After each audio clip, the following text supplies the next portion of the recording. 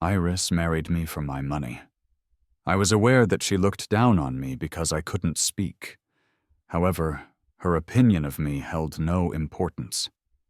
As long as she was mine, that was all that mattered. In my thoughts, I silently cursed her parents, her first love, and even Iris herself. Little did I know, she possessed the ability to read minds. Every single silent insult I directed her way in my head reached her, clear as day. I was born without the ability to speak. My parents were constantly worried about my prospects for marriage. Fortunately, the Wang family held considerable wealth and influence, so finding a wife for me was never a genuine concern.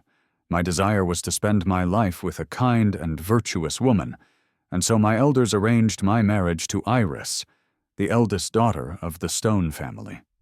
It was later that I discovered Iris already had a beloved from her childhood. She was forced to marry me after her parents intervened and separated them. I am uncertain precisely when Iris developed the ability to read minds, but the first instance I noticed something was amiss was on our wedding day. As I stood beside her, I silently cursed her former boyfriend in my thoughts, right there in front of her. On that day, my expression beside Iris was somber. Luckily, she wasn't inclined to smile either. So the two of us, both with impassive faces, accepted the well wishes of the guests. That was until Ethan appeared. For the first time that day, Iris's fearless expression softened into a faint smile. I thought to myself, disgusting. He's dressed like a groom. If someone didn't know better, they'd think he was the one getting married today.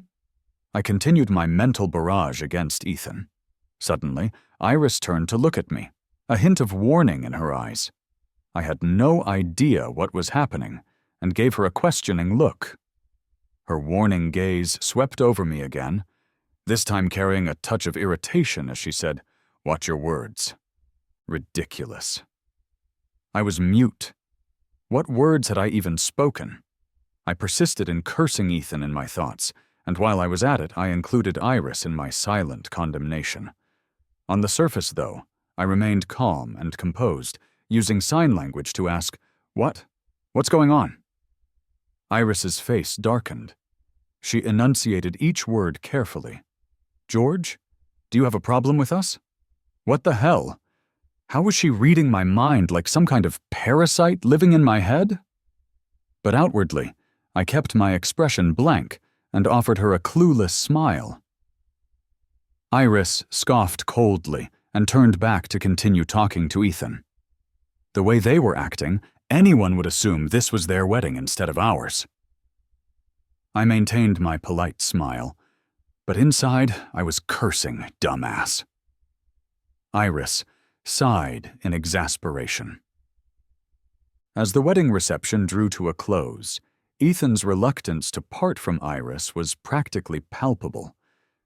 Iris's parents had also come to the entrance to see off the remaining guests. Seeing the two of them still lingering together, not only did they say nothing, but Iris's mother even smiled as she took my arm and led me away. She said, "George, they haven't seen each other in a long time. Let them catch up. We'll wait for them in the car." I smiled and nodded. But in my mind I thought, like mother, like daughter. A shameless daughter must come from a shameless mother. Iris stopped abruptly. I noticed her expression cloud over, but I simply assumed she was annoyed that I was walking too slowly. Never in a million years would I have considered that she could read my thoughts. As I waved at her, I casually threw in another silent curse at her father. A rotten daughter must have a rotten father, too. Iris was speechless. I waited in the car with her mother for over half an hour. Finally, Iris and her father strolled over at a leisurely pace. She turned to her mother and said, "George and I will head back to our place." Her mother was momentarily taken aback, about to ask something when her father shot her a look that silenced her. Catching on, her mother smiled meaningfully and said, all right, you two go home and have a good night." As soon as I stepped out of the car, their vehicle sped off. Iris remained standing there, showing no intention of going home. I looked at her, puzzled. She asked, "So it's not just Ethan you have a problem with? You have issues with my parents too?" I was dumbfounded. How was it that everyone I cursed in my head she somehow knew about? I stared at her in even greater confusion. But Iris didn't reveal her mind-reading ability. She simply gave me a cold warning. "Don't make things difficult for Ethan. He was already heartbroken enough when we broke up." Oh, how heartbroken was he? Maybe about 2 minutes of staring blankly into space. Then he dramatically declared to Iris, "Even if you marry someone else, I will wait for you forever." Ethan even had the audacity to attend our wedding that day and post on social media, "Wearing a suit to your wedding. Does that count as being your groom, even for a moment?" That post was now prominently displayed at the top of his social media. His grand display of love for Iris was also his biggest insult to me. That alone should justify me making his life miserable, right? And yet, Iris had the nerve to warn me for his sake. I sneered internally and boldly unleashed my thoughts. If you love each other so much, why don't you have the guts to ask me for a divorce? If it weren't for my mother's peace of mind, I wouldn't have married you in the first place. And you, with your dumbass attitude, have the nerve to look down on me just because I'm mute. Yeah, you can talk, but I haven't heard you say a single decent word yet. "George!" Iris finally snapped, gritting her teeth as she called my name. I was so engrossed in my mental rant that her outburst startled me. I looked at her, asking with my eyes, "What?" Iris glared at me and demanded, "Did you just call me a dumbass?" I was speechless. Sure, everything I thought was true, but getting caught red-handed like this, yeah, this was beyond embarrassing. I signed to Iris, "How do you know I was insulting you?" Iris didn't want to reveal her mind-reading ability. She simply rolled her eyes and said, "Your face says it all." So, according to her, I could curse someone out just with my expression? Doubtful. I touched my face, struggling to believe my expression management had suddenly become this terrible. Then, putting on a sincere smile, I signed, "I didn't call you dumb." Iris shut her eyes for a moment, looking like she had just suffered internal injuries from sheer frustration. I pretended not to notice and turned away, heading toward the car on my own. But my mood felt as endless and heavy as the night, stretching on with no glimpse of light. I had always known that Iris married me for money. She despised the fact that I was mute. Fortunately, I didn't like her either. For over a year, I had endured her presence, but it was all an act. Yet today, the doctor told me my mother didn't have much time left, 3 months at most. For this final stretch, I didn't want her to worry about anything. Even if I loathed Iris, even if I never wanted to marry her in the first place, I could endure it for my mother's sake. But fate had never been kind to me. I was diagnosed with a terminal illness. The doctor who had been treating my mother was even more devastated than I was. He said, "George, you're so young. How could this happen?" How? I was devastated too, but strangely, beneath the sadness, there was a trace of relief. If I died, I could be with my mother again. That didn't seem so bad. That night I stayed at the hospital. It was late when I received a call from an unknown number. It was one of Iris's close friends. She said, "Brother-in-law, Iris is drunk. Can you come pick her up?" Someone beside her urgently whispered, "Are you stupid? Your brother-in-law is mute. He can't talk. How's he supposed to respond to you?" "Oh, right." Her voice took on an embarrassed tone. Then she added, "Brother-in-law, my bad. If you can come, just send a text, okay?" I hadn't planned on responding, but maybe because I was dying, the thoughts I had long suppressed surged up all at once. Divorce. I wanted to divorce Iris as soon as possible, but now, There was a mandatory 1-month cooling-off period before the divorce could be finalized. A month wasn't a long time, but for me it was too precious. I wanted to sever all ties with Iris before I died. So I went to pick her up. She was completely wasted, lying obediently on the sofa. I sat beside her in silence, waiting for her to sober up. As soon as she did, I would ask for a divorce. She lay on the sofa for a while, then sat up with a frown, looking uncomfortable. I stared at her, unwavering. Maybe my gaze was too cold because when our eyes met, Iris froze. It was as if the alcohol in her system cleared up a little. "What are you staring at?" she asked impatiently. I signed to her. "Let's get a divorce." Iris didn't understand. After living together for over a year, she still knew very little about me. Any slightly complex or uncommon sign language she couldn't recognize, because she had never even tried to learn. I let out a silent, bitter laugh in my mind. Talking to an idiot is exhausting. Iris raised a brow. I picked up my phone and typed out a sentence for her to read. Still hazy from the alcohol, she blinked at the words, momentarily dazed. Then she asked, "Divorce? Who's divorcing who?" I pointed at her, then at myself. Finally, she understood, but she couldn't believe it. A mute man, daring to ask her for a divorce? Annoyed, she scoffed. "You don't seriously think that after divorcing me, you'll have a bunch of women lining up for you, do you?" I shook my head. My resolve didn't waver. She grew even angrier. "Fine. If you want a divorce, I'll agree. But everything we discussed before stays the same. Your family's investment? Non-refundable." I nodded. Consider it the price I paid for my mother's happiness over the past year. It was a hefty sum, but a deal was a deal. There was no taking it back. Iris eyed me suspiciously, even slowing down her speech as she asked, "George, why do you suddenly want a divorce?"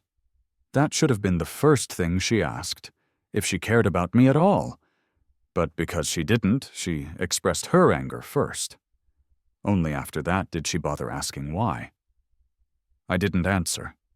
I just smiled at her. As I stood up, she suddenly grabbed my wrist and repeated, "Why are you suddenly insisting on a divorce?" She stood to lose a lot. There had to be a reason. She was probably used to being adored, so the thought of getting dumped by a mute man was unacceptable. But if she thought about it, she should be happy. Once we divorced, she could be with Ethan openly. Wasn't that a good thing? I remembered back when I proposed to Iris. I had been prepared to make our marriage work. Even if there was no love, we could still be respectful partners, living a steady life together. People only saw our wealth now, but they didn't know how my mother and I had nearly been destroyed after my father passed. My mother had always worried that I would end up alone. After I got married, she worried that Iris and I wouldn't last. So she spared no effort in helping the Stone family and supporting Iris, all in the hope that I could have a happy marriage. But our wedding day had already humiliated me enough. I had once asked Iris to talk to Ethan about deleting his pinned post, the one mocking our marriage. But Iris had said, "People have the freedom to post whatever they want. Who are you to control him? And what I choose to do or not do is also my freedom. Don't try to control me." It was at that moment I realized Iris wasn't even worthy of mutual respect. After that, I never tried again. But to Iris, my existence alone was a restriction on her freedom. Well, now that restriction was about to disappear. I thought, "Iris, I'm dying. You're finally free." As that thought landed, her grip on my wrist suddenly loosened. Shock flickered across her face, but I didn't know she could hear my thoughts. I was just relieved she didn't ask any more questions. That saved me the trouble of explaining. After all, she didn't love me. She didn't care about me. Why would my death matter to her? Saying too much would only make me look pathetic, I turned and walked toward the bedroom upstairs. With every step, I couldn't help but sigh internally. What a waste of a beautiful face. If only her character were better, she'd be perfect. Ethan doesn't love her that much, does he? Otherwise, how could he let her take all the blame for cheating? They deserve each other. At least after ruining me, they won't go on to ruin someone else. But what a shame. I had walked this earth without ever knowing what love truly felt like. Maybe if I had met someone better, I could have experienced it. But Iris, she wasn't worthy. After I went to bed, Iris went out to meet a friend. Her friend had known her since childhood. The moment she saw Iris's expression, she could tell something was wrong. At the bar, Iris looked exhausted, her brows furrowed with worry. Sophia asked, "Did you have a fight with George?" Iris shot her a sideways glance, annoyed that she was both right and wrong at the same time. Divorce was a much bigger deal than just a fight. And then there was George's illness. It seemed serious. Frowning, Iris picked up the cup in front of her and took a sip. But instead of the familiar burn of alcohol, she tasted tea. She sighed. That's when she remembered. She and Sophia were drinking tea. It was odd, really. Sophia worked at a bar, but only ever drank tea. Iris asked, "Speaking of which, why did you suddenly quit drinking, Sophia?" Sophia replied, "It wasn't sudden. It's been 2 years." Iris frowned. "But 2 years ago it was sudden?"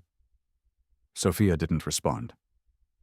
Iris continued, "If I remember correctly, you quit drinking because of David, right? Did he really influence you that much?" Sophia shot her a look. "How can you drink tea and still talk so much?"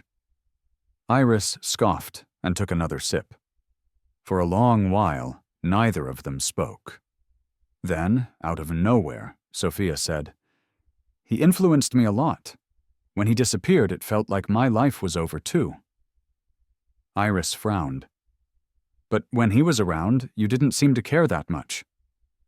Sophia sighed. "That's why you have to cherish people while you can. That goes for you too." Their friend group had an unspoken hierarchy based on age. Sophia was the eldest, but she rarely lectured anyone, especially about relationships. Maybe because it was late and neither of them was in a good mood, she was finally opening up. Sophia asked, "Iris, how do you really feel about George and Ethan?" Iris took a sip of tea and said, "I don't really feel anything for Ethan anymore. The breakup was just so sudden, and it hit him hard. I felt guilty, so I wanted to make it up to him." Sophia nodded. "And George?" Iris murmured. "George." She thought for a long time, but couldn't find the right words. Sophia guessed, "You're just used to him? Maybe you've developed feelings over time?" Iris hesitated. "Maybe a little." It was only after George suddenly asked for a divorce tonight that she realized just how terrifying habits could be. In that moment, she pictured coming home to an empty house, and it irritated her. Sophia advised, "Since you've moved on from your ex, don't hurt the person beside you." Iris rolled her eyes. "Why are you full of wisdom all of a sudden?" Sophia replied, "Because I've lost someone." Iris stayed quiet. Sophia sighed. "Take my advice. Treat George well, or you'll regret it." Iris smirked. "If I regret it, will you finally buy me a drink?" Sophia let out a cold laugh. "I hope you can stay that stubborn forever." The next morning when I woke up, Iris was gone. I sent her a message. "Where did you go?" She didn't reply. A while later, I heard movement outside. I thought she had come back. After all, we had discussed divorce last night, and she had more or less agreed. Today we should be going to the Civil Affairs Bureau. But when I opened the door, the person standing outside was Ethan. His attitude toward me had always been unpleasant. And now that Iris wasn't around, He was even more unrestrained in his mockery. He said, "Let's talk." Then, as if suddenly remembering, he sneered, "Oh, right, you're a mute." Just like Iris, he had a voice. He just didn't know how to use it properly. Still, I was curious. What did he want to talk about? And what right did he have to demand a conversation with me? I stepped aside, gesturing for him to enter. Ethan raised an eyebrow, surprised, but eventually walked in and sat on the sofa. I turned to grab a pen and paper, ready to communicate that way. But before I could write anything, he scoffed. "A guest arrives, and you don't even offer them water?" A guest? What kind of guest was he? Good thing I didn't love Iris, otherwise he'd be my enemy. I smiled and wrote, "Say what you need to say. Don't waste my time." Ethan let out a cold laugh. "What? Do you think just because you married Iris, your life will be smooth sailing? You two will get divorced sooner or later." I smiled again and wrote, "**. It was your Iris who married me, in exchange for temporary peace of mind. If it weren't for my family's investment, the Stone family would have gone bankrupt long ago. Even now, despite their recovery, they wouldn't dare kick me out entirely. If I didn't bring up divorce, Iris would probably stay with me indefinitely." Who did Ethan think he was? I gave him a calm, indifferent glance. No need for threats, no need for harsh words. The balance of power was already clear in just one look. Ethan was furious. He shot up from the sofa, gritting his teeth. "You think money makes you invincible? No matter how rich you are, you're still a mute." I asked Iris. "She's never even let you touch her in all this time. Even if you don't divorce her, you'll never have children together. Your dad is dead, your mom is dying, and once you're gone, everything you have will—" Bang! I punched Ethan straight in the face, knocking him back onto the sofa. He clutched his face, struggling to sit up. I had hit him hard, so hard that my own fingers ached. But he had brought up my parents. He could have Iris. I didn't care. But if he dared to speak about my family, then he deserved to get hit. Ethan eventually snapped out of his daze and started cursing at me. He probably wanted to fight back. But then we heard footsteps outside. He realized Iris was back, so he had to endure it. He had to make me the villain. Iris didn't disappoint him. The moment she walked in and saw him bleeding from his nose, she turned to me and demanded, "George, what are you doing?" Here we go again. I'd lost count of how many times this scene had played out. Sometimes I even suspected that in their little affair, I was just a prop, something that made it all feel more exciting. But today, I wasn't playing along. I picked up my phone, unlocked it, and pressed play on a recording. It was a collection of all the insults, mockery, and taunts Ethan had thrown at me every time we were alone. His voice rang out, clear and undeniable, sneering, spitting out vile words, one sentence after another. Ethan's face went pale. Iris was stunned. The recording wasn't even finished when Ethan suddenly lunged, trying to snatch my phone. "Ethan!" Iris's voice was sharp, low, and laced with barely contained anger. Ethan froze, panic flashing in his eyes.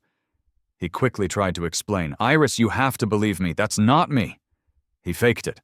He must have used AI to— Iris's expression remained dark. "Get out." "Iris, get out. Don't make me say it a third time." Ethan clenched his teeth, his face twisted in frustration.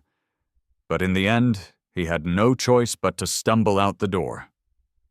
Honestly, if he had managed to squeeze out a few tears just now, his performance would have been perfect. With his acting skills, he might even have a shot at an Oscar.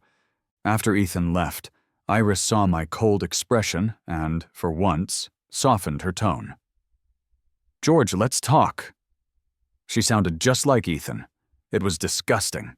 I scoffed, picked up the paper and pen and wrote, "There's nothing to talk about except the divorce." Iris hesitated, then said, "This morning I went to the hospital to see your mom." In over a year of marriage, this was the first time she had visited my mother alone, and it was after I asked for a divorce. I felt no surprise, only disgust. I wrote, "I already agreed to all your conditions. Why did you go see my mom?" Iris replied, "She doesn't know you're sick, does she?" I froze. How did she know I was sick? I shot up from my seat, my usual composure shattered. Iris met my gaze and slowly said, "You don't have to write. I can hear what you're thinking." I was speechless. This wasn't just shocking, it shattered my entire understanding of reality. No wonder she always questioned me whenever I cursed her parents, Ethan, or even her. Every word of my silent insults, she had heard them loud and clear. I asked, "Since when?" She answered, "Half a year ago, the night you came back from the hospital." That was the night my mother's condition worsened. The doctors had suggested an alternative treatment, but the chances of success were slim. That night after my mother fell asleep, I sat by her hospital bed until 2 in the morning. The nurse had already gone home, but in the middle of the night she unexpectedly returned to the hospital. She held my hand and said, "George, I was worried about you." A stranger, someone who was just doing her job for money, left the warmth of her bed in the middle of the night because she cared about me. Meanwhile, Iris had been at a party. Ethan was there too. Ethan even proudly posted about it online. They were celebrating, and I was in silent agony, unable even to cry out loud. I never would have guessed that the night Iris gained her mind-reading ability was that night. At 4 in the morning, when I finally returned home, she had just gotten back as well. I remembered she mumbled something when she saw me. Back then, I was too grief-stricken to pay attention. I thought she was complaining about my bad mood. But now I realized she had been asking if something was wrong. I ignored her. And in that moment, she heard my thoughts for the first time. That night I had thought, why does my mother have to be sick? If someone had to suffer, it should have been Iris. She deserves it. She should be the one dying. Iris had been speechless. At first, she didn't believe it.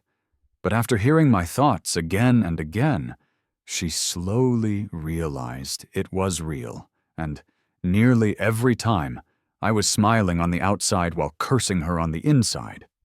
Out of every 10 thoughts she heard, 8 were insults aimed at her. The remaining 2? Curses toward her parents and Ethan. Iris sighed. "I always thought you were just petty, that you resented my past with Ethan, so you kept bad-mouthing him in your head. I never knew that he insulted you too." Oh, he insulted me plenty, and his words were disgusting.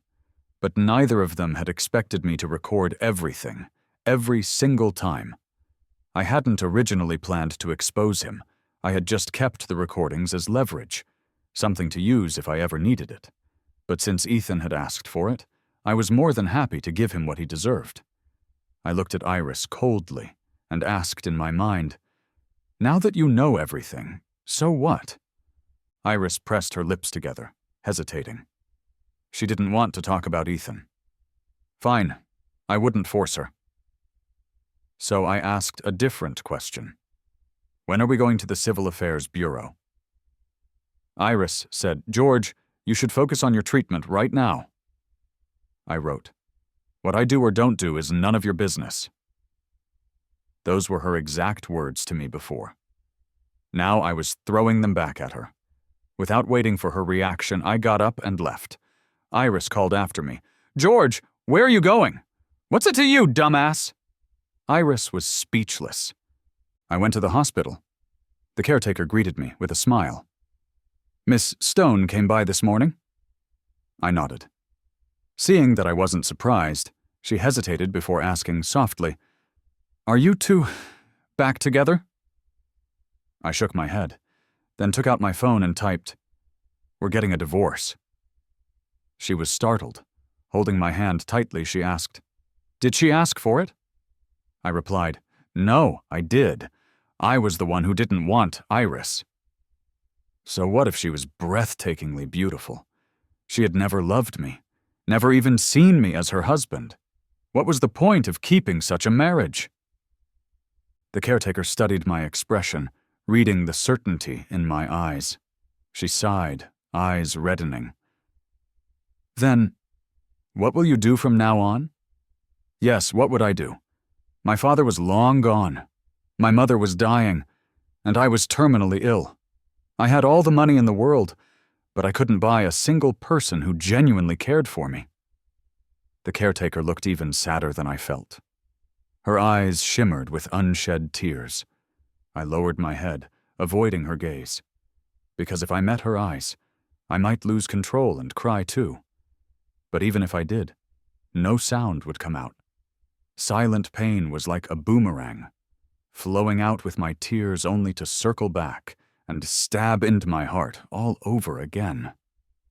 I knew this feeling too well. It hurt, so much that I wished I could just die and be done with it. The caretaker told me that Iris had spent a long time talking to my mother that morning. After Iris left, my mother secretly wiped away tears. The caretaker hadn't dared to ask too much, afraid of making her even sadder. But I could guess what Iris had said. I typed out a message to my mother. "What did Iris say to you this morning?" She smiled brightly. "What else? She said that your relationship is getting better and that I should wait to become a grandmother." I signed, "No, she wouldn't say that." "Why not?" My mother playfully rolled her eyes. "Didn't you always tell me how good she was to you?" That had all been lies. To make my stories more believable, I had even taken pictures of my takeout meals and sent them to my mother, claiming Iris had cooked them. I had woven so many lies that in my mother's eyes, Iris and I had always been a loving couple. But now, I had to be the one to shatter that illusion. I signed, "Mom, Iris and I are getting a divorce." She wasn't shocked, just slightly surprised before she gently asked, "Is Iris just throwing a tantrum?" I shook my head and replied, "She doesn't love me." My mother sighed. "I see." She reached out and pulled me into a hug.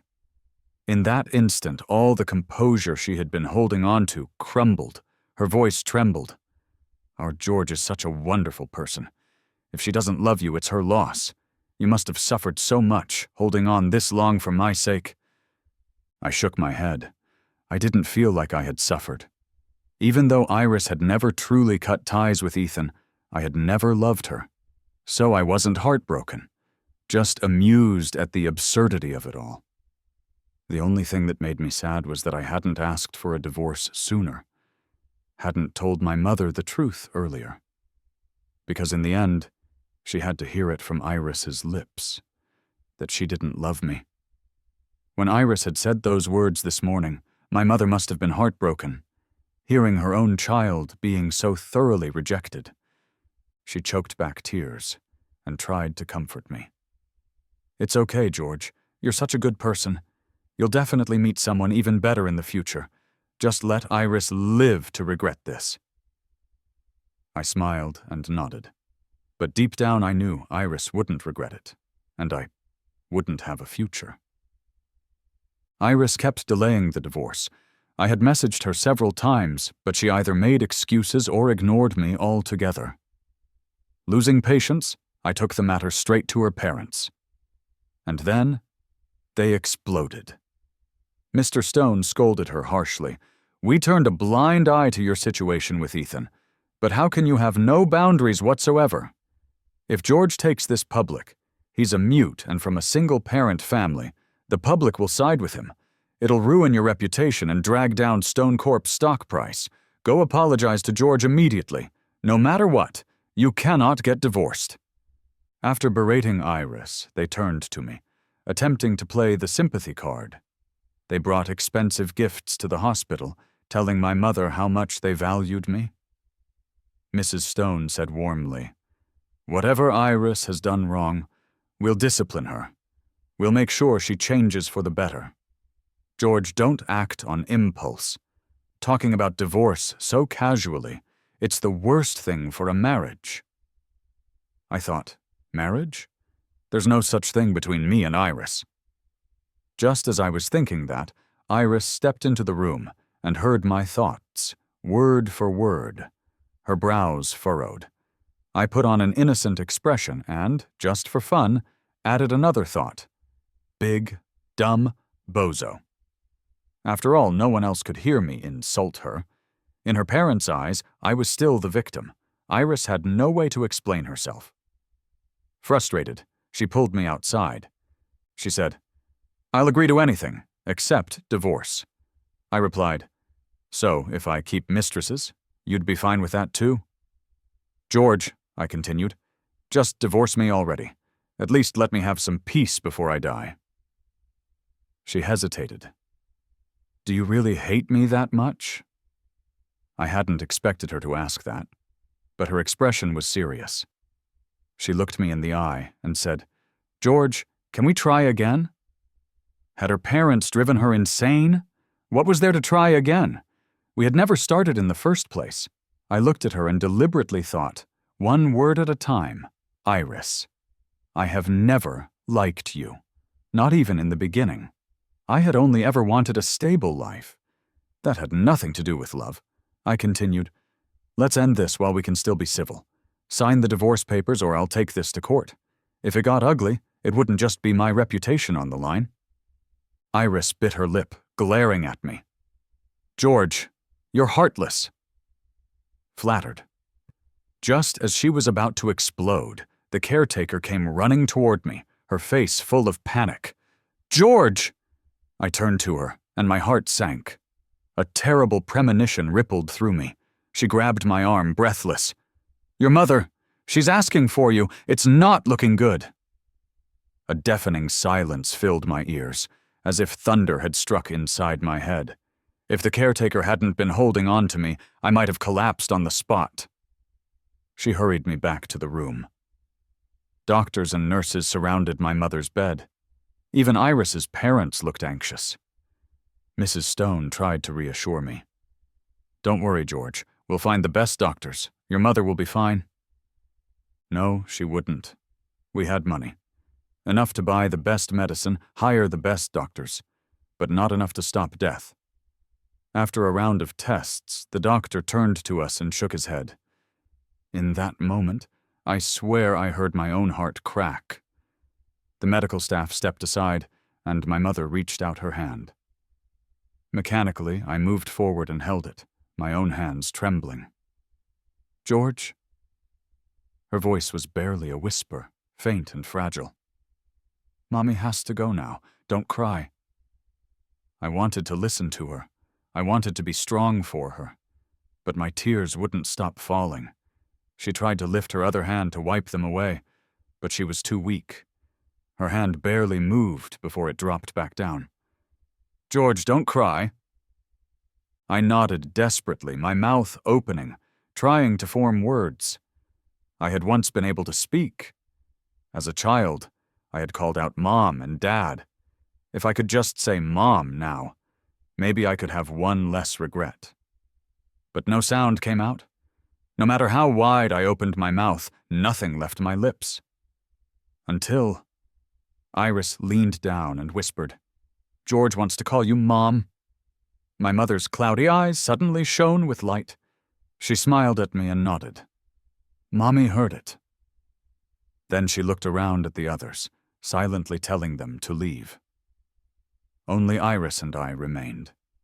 I thought she was going to ask us to stay together, but instead she took Iris's hand and begged her, "Will you please divorce, George?" Iris froze, eyes shifting toward me. Suddenly, I felt like I couldn't breathe. I clutched my chest. Something inside me had completely shattered.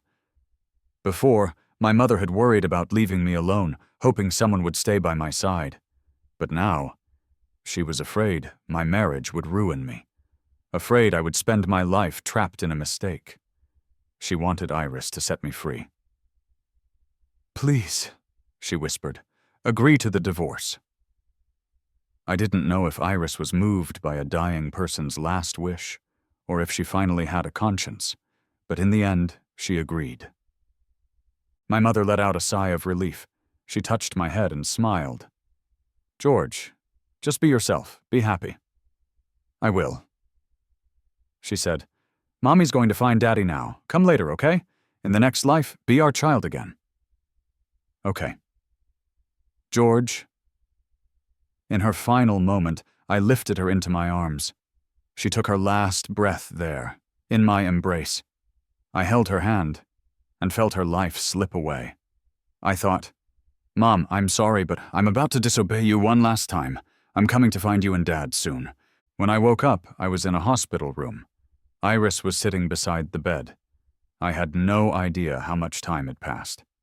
Seeing me move to get up, she quickly said, "I've already arranged for your mother's funeral." "Don't rush." "Get out." The sharp, unhesitating words left Iris momentarily stunned. Holding back her temper, she said, "George, I already promised your mother I would divorce you. Can you at least stop hating me so much?" "I can't, unless you die." Iris was speechless. Realizing that talking to me was useless, she got up and went outside to cool off. When she returned, she found me typing furiously on my phone.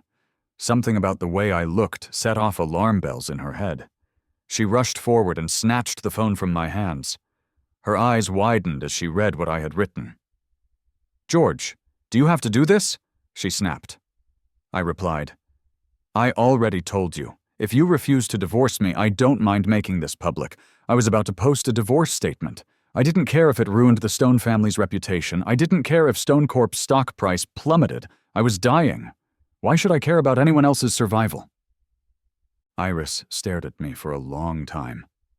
Seeing that I had no intention of backing down, her expression finally shifted. Subtle, but filled with exhaustion. Softly, she said, "George, I already promised your mother I would divorce you." "Don't bring up my mother. If you hadn't gone to the hospital and told her you didn't love me, she wouldn't have been so upset. She might have lived a little longer." Iris stiffened. Then, after a pause, she said, "I never said that. I went to the hospital to find out about your condition. I figured since I was already there, I should check on your mother. But I never said anything like that." Maybe my mother had been too perceptive, picking up the truth from Iris's demeanor alone. Iris hesitated, then said, "I should have told you first. I'm sorry, George." Yeah, if she had told me, at least I could have prepared. We could have kept the story straight. My mother wouldn't have been able to coax the truth out of her. I was filled with resentment, but when I thought about it more, I realized I had no one to blame but myself. If I had admitted I didn't love Iris sooner, if I hadn't swallowed my anger on our wedding day. Too many ifs. I was tired. So tired. The Stone family wanted to hold an extravagant funeral for my mother, but in accordance with her wishes, I kept everything simple. After she was buried, I moved back to my own house. Tabloid reporters followed Iris, capturing several images of her standing outside my building, but never entering. Speculation arose. People suspected that our two families had fallen out, and that we were heading for a divorce. The rumors sent Stone Corp's stock prices tumbling. Iris's parents came to see me, hoping I would reconcile with their daughter. Mr. Stone said, "George, think about us too. If we're being honest, Iris never really did anything wrong to you. If our company collapses, how does that benefit you?" "Mom!" Iris suddenly rushed in, cutting off her mother's words. She turned to her parents and said, "Go home." They were clearly unhappy, their faces stiff with disapproval.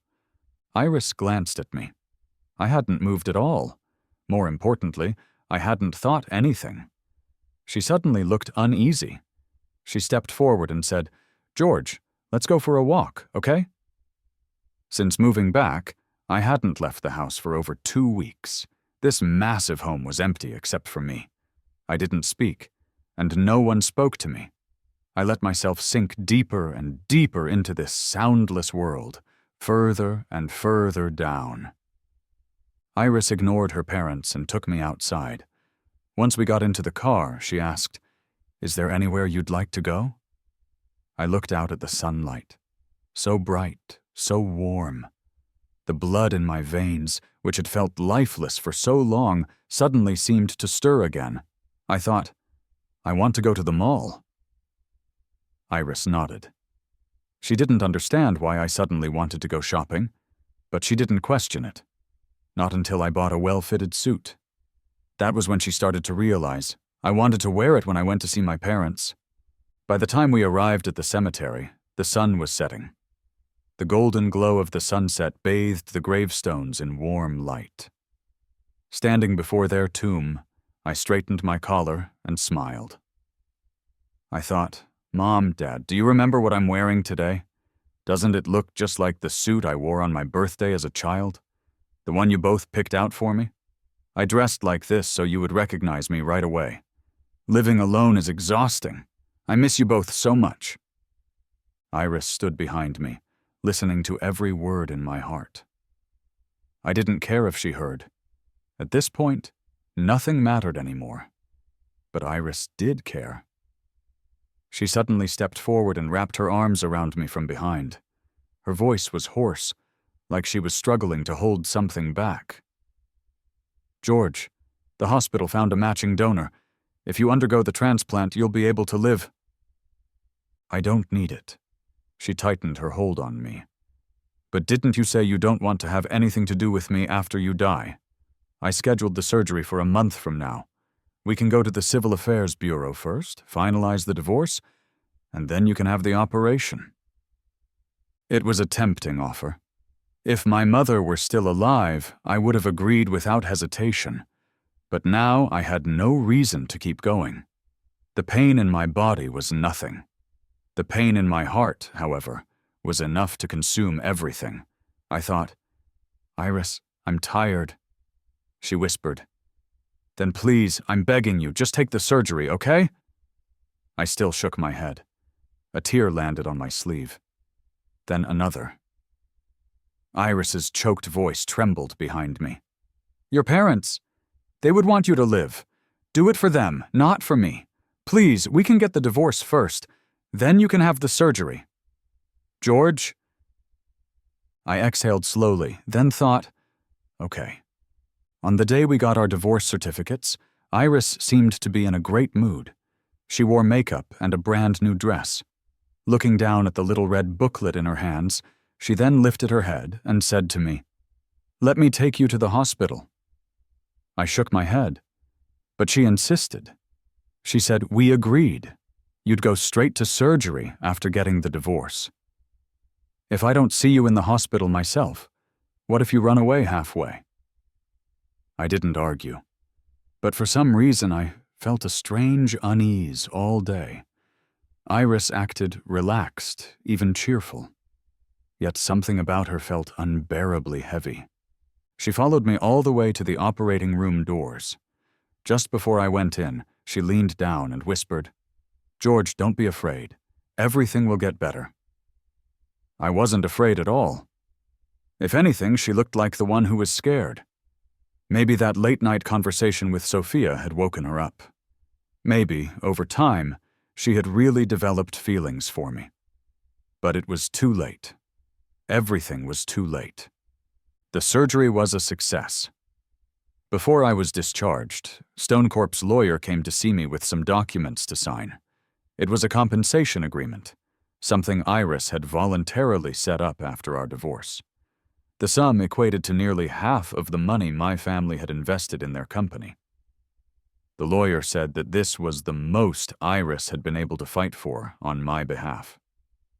She didn't show up that day. And for a long, long time after, she didn't appear before me again, nor did she appear in public. Her parents also became much more low profile. Even when the media asked about her directly, they avoided the topic. I converted all my assets into a bank account balance. Then, I left. That day, the weather was awful. It rained non-stop. I stood by the airport's glass window, watching the raindrops slide down its surface. Then, in the reflection, I thought I saw a familiar figure. But when I turned around, all I saw was a sea of strangers. People hurrying toward better futures. No time to look back. 2 years later, on Lunar New Year's Eve, after a long silence, Iris finally posted on social media, "Happy New Year." The photo attached was of an airport. But aside from the glass panels, there was no one in the frame, no indication of who she was speaking to. And yet, everyone seemed to know. Many people liked the post. No one left a comment. Iris had just set her phone down when an unknown number called. The caller ID showed an international number. She hesitated, then picked up. At first, the other end was silent. Then, a voice came through. "Happy New Year." It wasn't a thought in her mind. It was a real voice. A warm, deep voice, like heaven's melody. Iris didn't respond. The call disconnected a moment later. But that day, it became the happiest New Year of Iris's life. She whispered, "Happy New Year, George. I hope you're happy too."